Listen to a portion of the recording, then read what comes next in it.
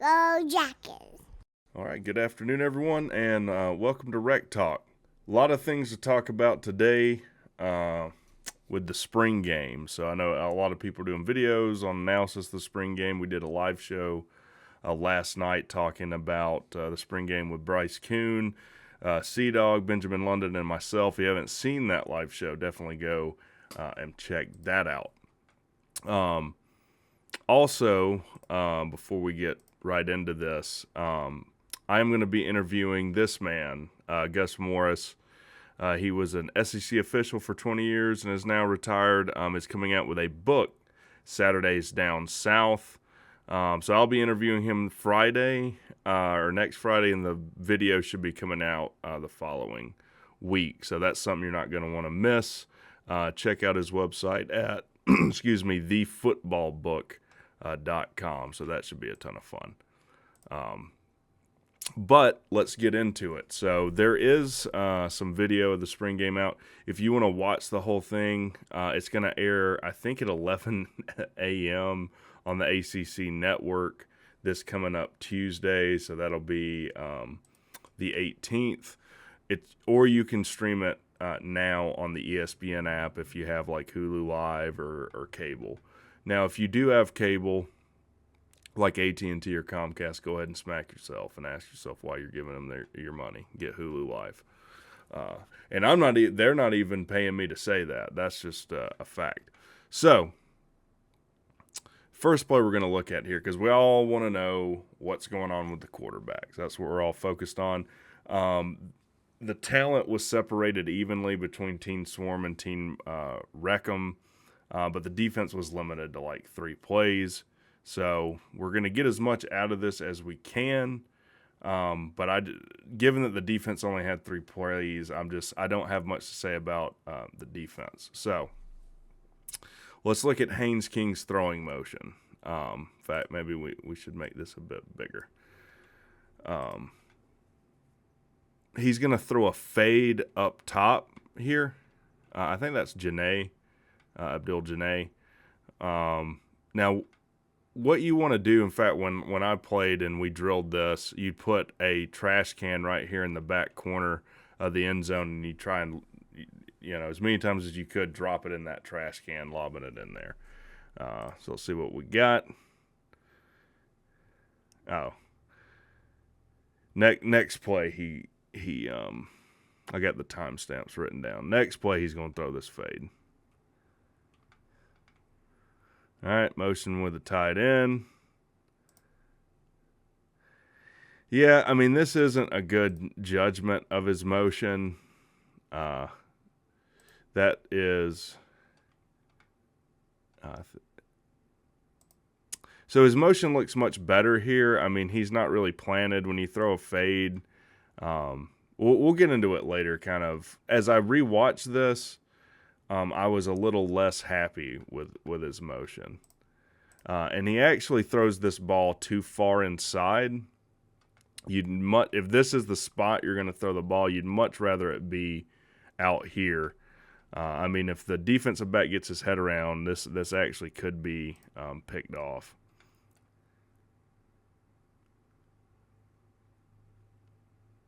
Let's take another look. He's going to open his hips up quick. Now, I will say what I do like is he does get this ball out quicker than I've seen him in the past. So the goal here is open your hips up as quickly as possible, and you're going to put this ball out here on the boundary.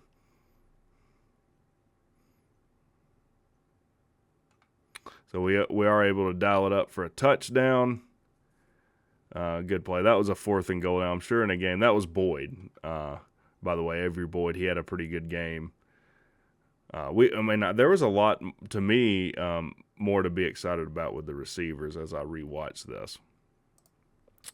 All right, so let's take a look at Zach Pyron here around 5:28.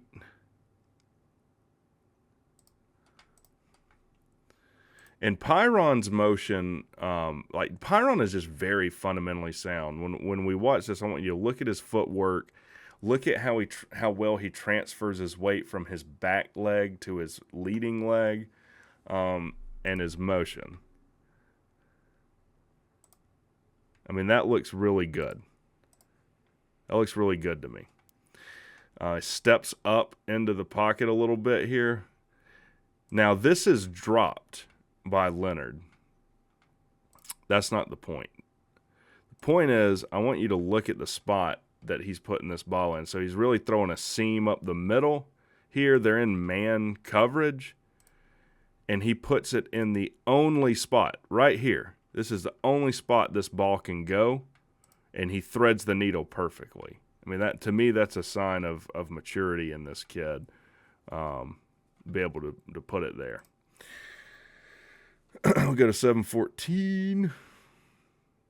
Now, as far as what type of offense we're running, to me, it really looks like a spread type offense where a lot of based off the run, lulling the defense to sleep with run, slant, throw flat, these short curls, and then you get to go over the top for a big play, which is really what we saw in the spring game. A little read option here. So what are we looking for on this read option? Where does this guy go, right? If he kind of feathers upfield, we're going to give it. This guy's going to stick his foot in the ground and get straight upfield. If he crashes down inside, we're going to pull it. So look, boom. Now this is not a great play by the defender here. He's a little too far inside. Should probably take a better angle. He gets caught inside. Pyron's going to pull and get a nice play. So this is what I like. Just talking about Buster Faulkner, from what I've seen with the offense, it's tailored to the strengths of our offense. We've got quarterbacks that are fleet-footed, the two that are really, competing for the spot, in King and Pyron. So why not, run a lot of read option stuff and use their speed to your advantage. The other thing that I saw is it seems to me that King throws much better on the move for whatever reason. So we dialed up a lot of plays where he's getting outside the pocket. All right, let's see the arm strength of Pyron here. 13. What did I write down? 1310.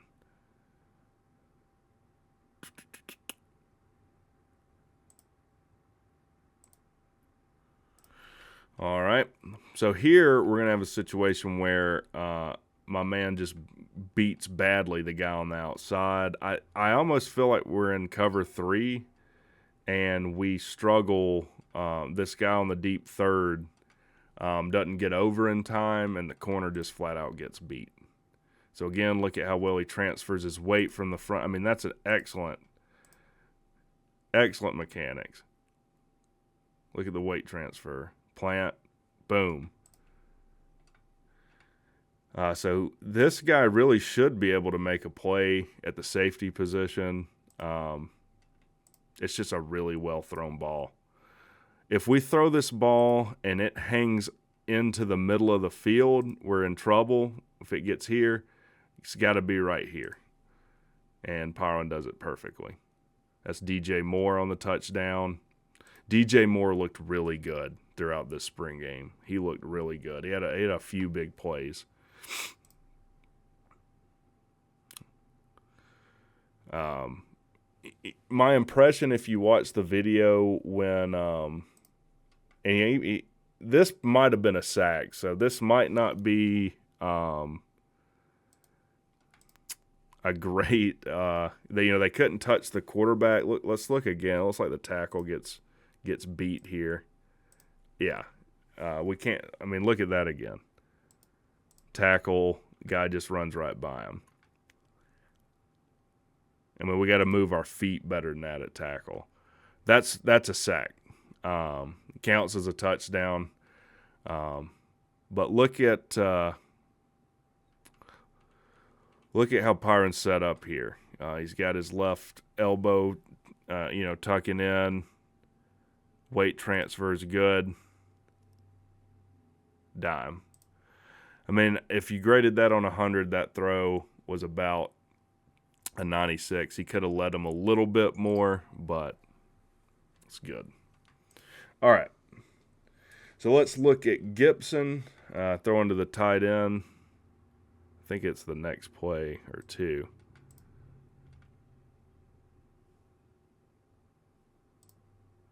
Here's Zach Gibson. Now, I thought Zach looked pretty good too. He had some overthrows and just kind of head-scratching errant throws, particularly throwing the flat.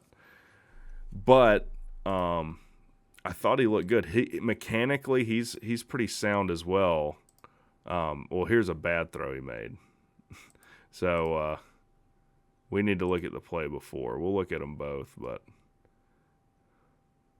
I mean, nice throw here to Ward.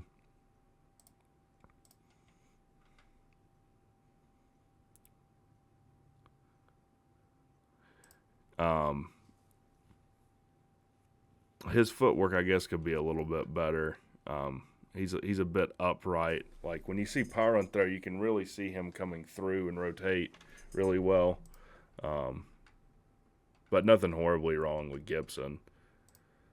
So this is an errant, or not an errant throw. This is just a bad decision. I mean, the corner here does a pretty good job at baiting him to make this throw when he's in good position. Look at him. Boom, stick your foot in the ground as defender, turn up field.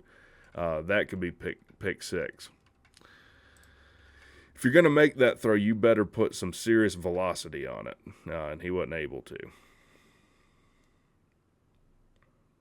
All right, let's look back at Haynes now. 2014.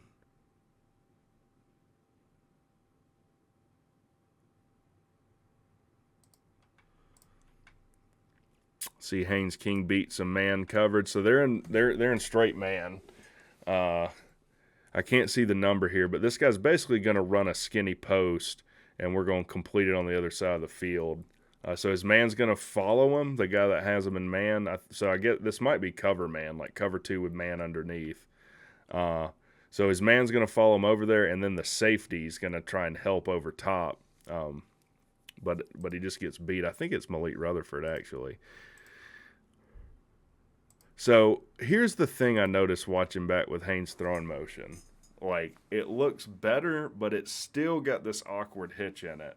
And the only thing I can compare it to is like when you're golfing, and instead of really coming down, you rotate over the top. That's kind of like what his throwing motion looks like. It's got this weird kind of rotation about it, especially when he's settled in the pocket. But throws a great ball there. Yep, that's Malik Rutherford. Malik Rutherford absolutely went off in this game. So this will give us they're not, yeah.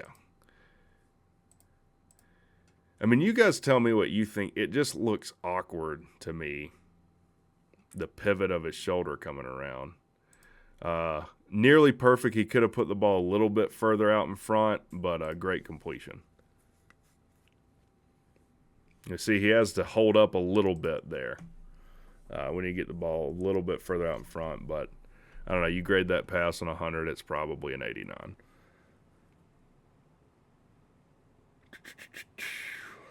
All right, and I'm sure everyone's already seen this, but from on Twitter, Malik Rutherford reversing field. It's right about here. Yeah. So basically, we're just going to throw a little hitch, quick hitch, boom, get the ball out. Now we end up pursuing pretty well on defense, and Rutherford just reverses field. Now this is dirty because King, you can't hit King. So let's see what. Yeah, the defenders can't hit him, but either way, Rutherford makes an athletic play, sacrifices his body, gets the score. See it again. Let's see how quickly Haynes can get this ball out of his hand. It looks decent. Could be quicker. Yeah, we got to make that tackle, though, for sure.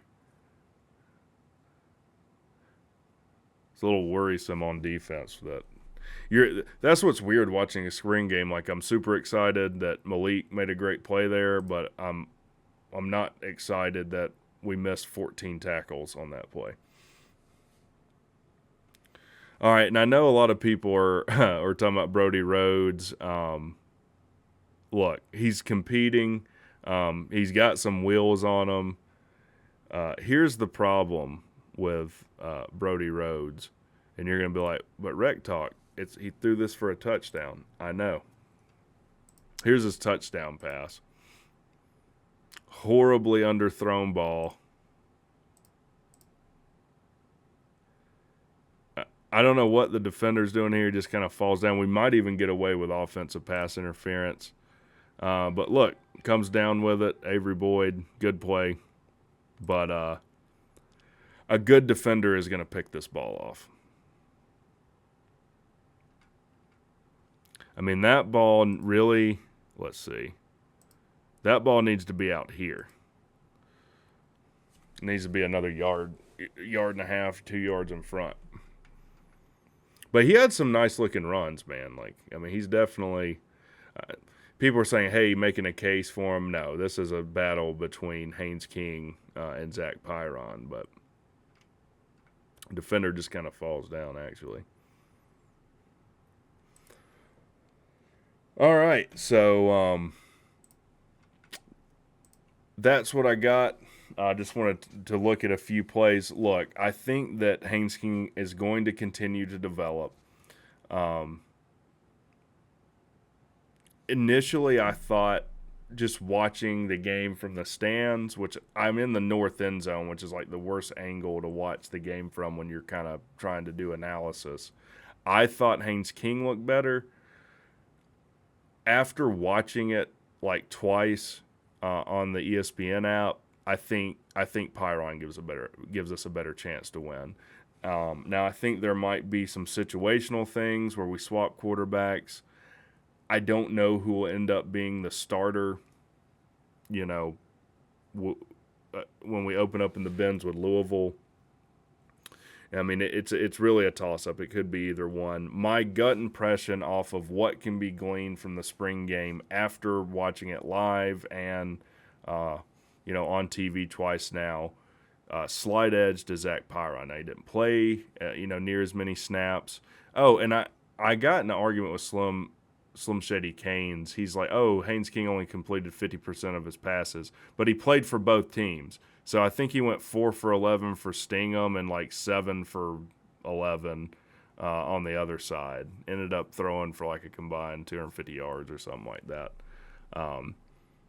But yeah, now as far as Gibson, is Gibson making a case? I mean, not really. Again, this is a 2 quarterback race, but Gibson looks serviceable. Like if these are both athletic quarterbacks that are going to run the football. You got Pyron that's coming off of a fairly serious collarbone injury. I don't even really want to speak it, but we could get in a situation where Gibson is needed, and we need to continue to develop him as well. Shout out to Brody Rhodes. Dude showed off some wheels, and threw a dime or didn't throw a dime, but he threw a long touchdown, so that's always good to see. Now, the exciting thing is it does seem like we have some depth. We have multiple players that can be dynamic for us, that can be big play guys. If I were to rate the receivers right now, set Christian Leary aside for a second. I would put it Malik Rutherford is obviously number 1. I think Malik Rutherford is a guy that could step up and be what Nate McCullum was for us last year, which really gets you excited when you look at these other guys. DJ Moore looked really good. Physical guy, a guy that's just able to find the ball when it's in the air. Avery Boyd, same thing. Abdul Janae, what I noticed from him, just the strength and the size from him, he was able to kind of push his guy around, or just like when you're in press coverage and you can hand fight for those first 5 yards, this is a guy that's going to be able to get off his guy and catch that slant pass with 2 yards of space and get upfield. A lot to be excited about with him. I don't think you can really compare Christian Leary to them, and this is, to me, what the genius of Buster Faulkner can be. Notice early on in the spring game, if you watched it, what's the go-to with Leary? Is speed. He's got near world-class speed. So they motioned him out to the right and just gave it to him kind of on a toss sweep. So I think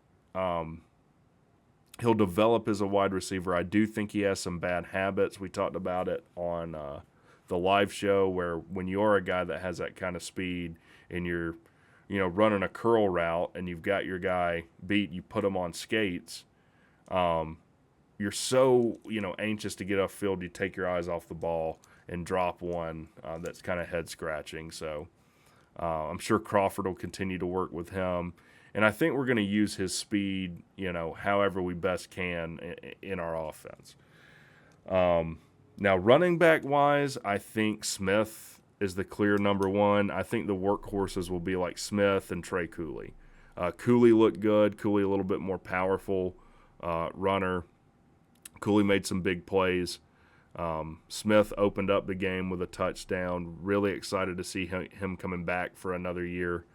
And then you've got Dylan Gordon, I think, ran in for a touchdown, number 21, and Jamie Felix. I mean, between those 4 guys, I think you're going to find 2 that are able to do some special things for you.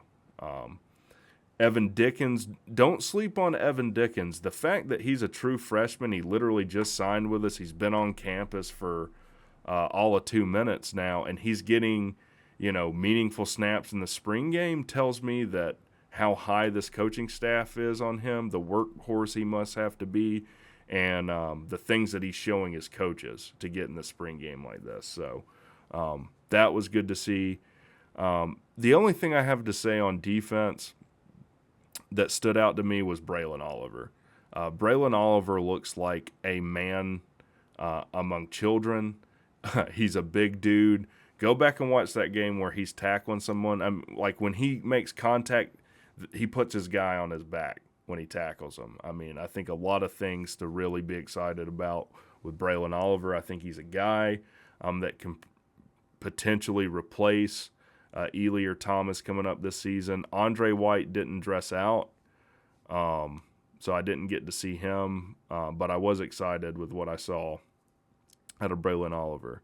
Now, if, we did have 2 kids enter the portal that I've seen. Antonio Martin, who I was high on, he was a 4-star kid we recruited, has entered the portal. So maybe that's why we saw more of Dickens with him being as young as he is, and Gary Carroll, who was a defensive lineman for us, is transferring out. So, look, all around the country, we're going to see a lot of movement in the portal. The portal opened up on the 15th, and it closes on the 30th. So I don't know. This is something Bryce Kuhn talked about in his video. Are we happy with what we got? And I don't really even know how many scholarships we have to give with all this weird COVID rule, COVID year stuff. We did have 95, I think, people on scholarship going into the spring game, so I don't know what the number is. It's usually 85. But it wouldn't surprise me if we pick up another kid. I mean, going into the spring game, we had that defensive back transfer out and then the lineman from Princeton come in, which I think he's something else to be excited about. We'll see what we're getting with him coming into the season.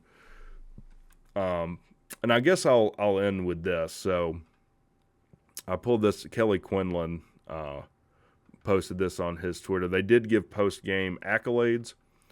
So the Rock Perdoni Outstanding Defensive Lineman Award goes to Akila Stone. That's another kid to watch out for. Again, I didn't really talk about the defense just because I don't really think much meaningful there's a lot of meaningful things that can be said about the defense given the limitations that were placed under. Even in the post-game press conference, Key was like, yeah, I kind of owe one to Thack. But look, we all come to the spring game. We wanted to see some offense. Like, I totally get it. But watch out for Aquila Stone. I mean, we're looking to replace Keon White, and I think he's not someone you can replace with one guy. You're going to have to kind of replace him with an amalgamation of 2 or 3 guys that rotate in. John Davis Outstanding Lineman Award goes to Jordan Williams. Jordan Williams is one of the few kind of guys with a lot of experience we have coming back on the offensive lineman, a guy we've moved now to tackle. Guy, I believe he's out of Gainesville, Georgia. Really look to him to take a big step up this season and be a cornerstone of the offense. Randy Rhino Outstanding Defensive Back Award goes to Lamiles Brooks. There's nothing I could say about Lamiles Brooks that hadn't already been said. Really good player. Look out this season for him and Clayton Powell-Lee in the defensive backfield. It could be scary good. Joe Hamilton Outstanding Offensive Back Award, Dante Smith. Dante Smith, a really good running back, and it was kind of weird initially when Key took over as the interim. We didn't see Dante Smith the next game. But I think he's probably the best running back on our roster. He's sneaky fast. Like, the guy just finds a way to get into space and make plays. Again, he opened the game with a score. Really good player. Excited to see what he does this season. Calvin Johnson Outstanding Receiver Award.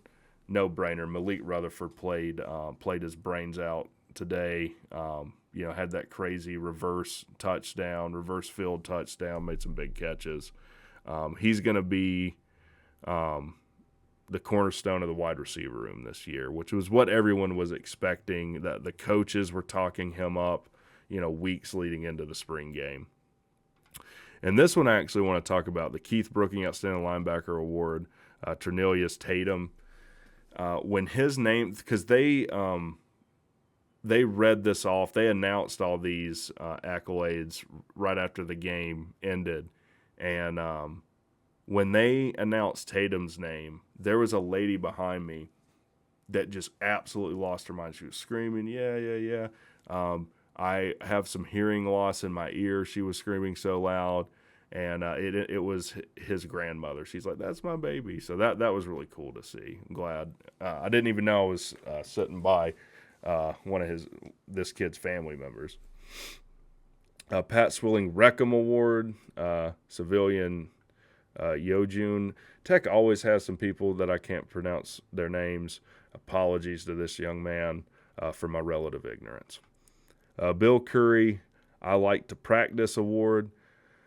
I don't really know what this award is. When they read this out, I was like, what? Anyways, goes to Jalen King. Damaris Thomas Community Service Award, Dylan Leonard. From everything I've heard, everyone that's around Dylan Leonard loves him. I know he gets a lot of crap because he dropped that pass in the Georgia game. Tight end room's going to get better.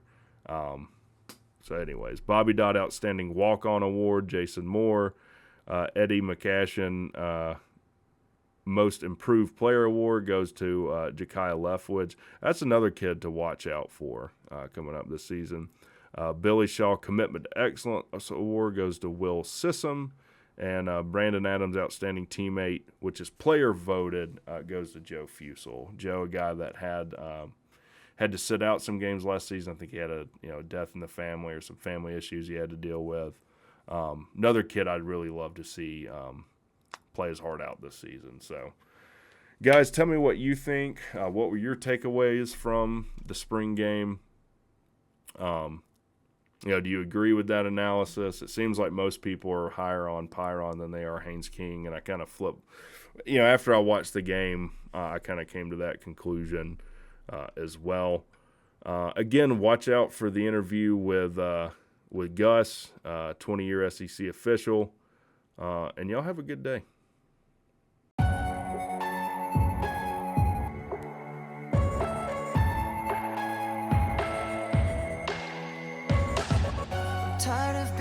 You want me to be, feeling so faithless, lost under the surface. Don't know what you're expecting of me, but under the pressure of walking in your shoes. Caught in the undertow. step that I take is another mistake to you. Caught in the undertow, just caught in the undertow. I've become so numb, I can't feel you there. Become so tired, so much more aware. I'm becoming this. All I want to do is be more like me and be less like you.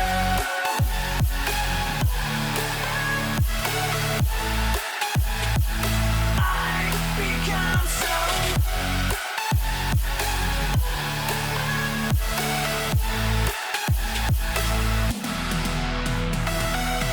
Can't you see that you're smothering me, holding too tightly, afraid It has to truly been an lose honor control, 'cause everything to that know you each and every are one of you by name.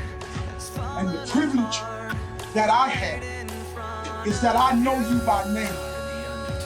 I know your heart. I know what makes you cry. I know what makes you happy. And that is an incredible responsibility. And it is a privilege to serve you. It is. I thank God every day for the opportunity to get in my car and drive down to the Georgia Institute of Technology. Not because of brick and mortar, but because of flesh and blood. And I want you to know something. The Georgia Tech football team is about flesh and blood. It's about a heartbeat that beats strong. It's about a passion that is unyielding. And I want you men to know today is your hour. It is your time. It is your moment. Go take it. Go do what you've been prepared to do. In the words of my middle school coach here. All right? You can't fight no more. You can't fight no more. You're gonna lie down and bleed a lot. You're gonna get up, fight some more. Don't you say it, you can repeat it after me what I said. We're gonna fight. We're gonna fight. You can't fight no more. You can't fight no more. Gonna lie down. Lie down. Bleed a while. Lead a while. Gonna get up, Gonna get up. fight some more.